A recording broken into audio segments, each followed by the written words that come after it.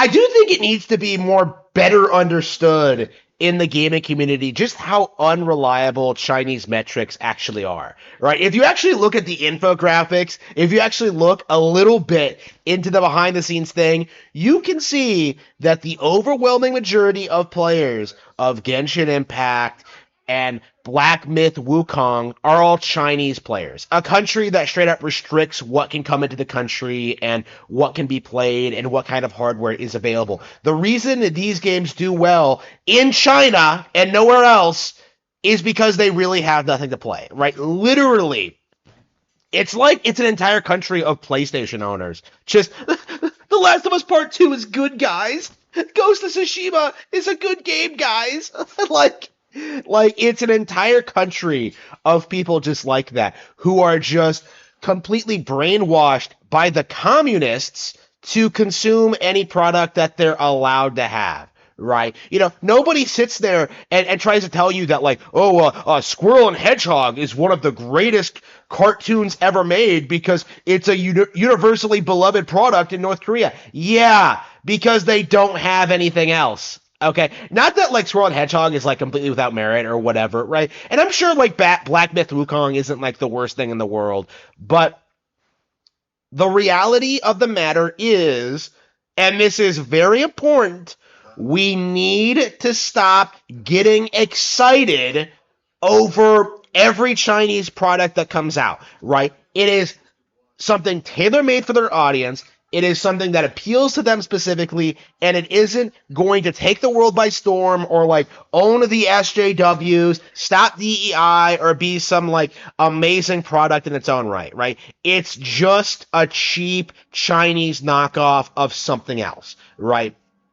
Again, I don't want to suggest that the Western gaming world is any better because it's really not in this regard. I've always maintained that Japanese game development, specifically Nintendo, is far superior than the rest of the competition. But again, why do we have to do this every single time some new Chinese product comes out, right? Genshin Impact. I remember when that first became a thing. People were trying to tell us, they're oh, it's bigger and more popular than Breath of the Wild. No, it's not. It's not competing with Breath of the Wild. It's competing against Fortnite, right? It's competing with with other free-to-play, pay-to-win, microtransaction-heavy mobile games like that, right? They don't have the same demographics. Genshin Impact is simply not a product that an actual serious gamer would ever play, right? It is the WWE Legends of China, right? The people who play that are the DSPs of the Chinese gaming community, right? They are complete scum. Again, Fortnite has consistently had on average, 1 million players since launch, right? How exactly are we supposed to just sit here and try to say, oh, Fortnite's the greatest game ever made? No, of course it isn't, right? It appeals to a certain demographic who don't play games, who only play Fortnite because it's available and everything, and it's free, right? The game isn't popular because it's some magnificent thing, right? It appeals to a certain group of people who don't play a lot of video games. And there's nothing wrong with that. But if you're the sort of person who plays more than 3 games a year, you have to be more discerning. You have to be more critical. You have to think past this concept of just Lord of the Rings is one of the best-selling fantasy books of all time, so that means it has to be the best. No, you're completely discounting everything that came before and after. You're completely discounting other genres, things that are more sophisticated and written by people who might have more to say, who have different perspectives on things, right? Again, you can't just say Lord of the Rings is the best and just leave it at that. It makes you look like an idiot who doesn't read anything else, right? Twitter recently had the thing with Harry Potter, right? Before J.K. Rowling came out as a transphobe, what was the meme? All these people were obsessed with Harry Potter, but nothing else, because they don't read anything but the most popular thing there is. So instead of actually developing like taste and like becoming sophisticated and like branching out and like figuring out what they like and like having discussions about what is and isn't good, what is worth your time. Instead, they just screech about like it sold the most because that makes it the best, and then they kind of like warp the thing to make it like push their weird political ideology and to like do like what they want. Like for Harry Potter, it was like making it unbearably like communist and leftist and stuff like that. When Harry Potter is actually pretty based, but they try to do the same thing with Lord of the Rings, and they're trying to do the same now with Black Myth Wukong, right?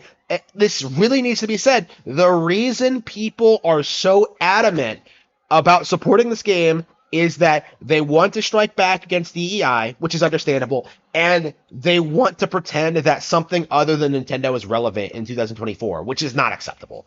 Okay, because you're completely discounting all these great Nintendo games that are gonna come out in the near future in favor of propping up this like boring as all out Journey to the West adaptation, right? Like it is just an Elden Ring knockoff. When I think about what I would do with a Journey to the West, like I wouldn't make it a From Slop game, right? I would have a lot more faith in the IP than that. Like, well, IP, it's not an IP, but like I would have a lot more faith in the story than that, right? Like, I would innovate and do new things, try to make like something that's more in line with our cultural understanding. Like, again, there's so much more you could do with this than just make it a Souls game. Like, okay, there's so much more you could have done with it.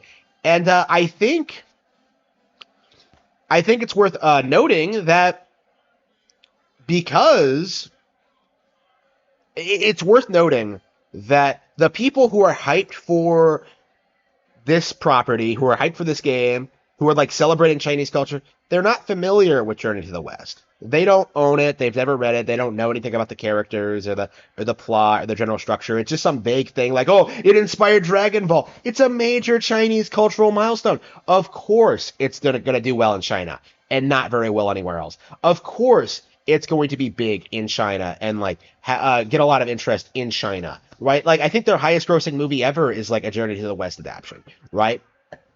So why exactly do we have to do this thing where we have to like bend over backwards and hype up the next big thing from the gaming industry just because it's not a Nintendo property? Because I do think this needs to be said, understood.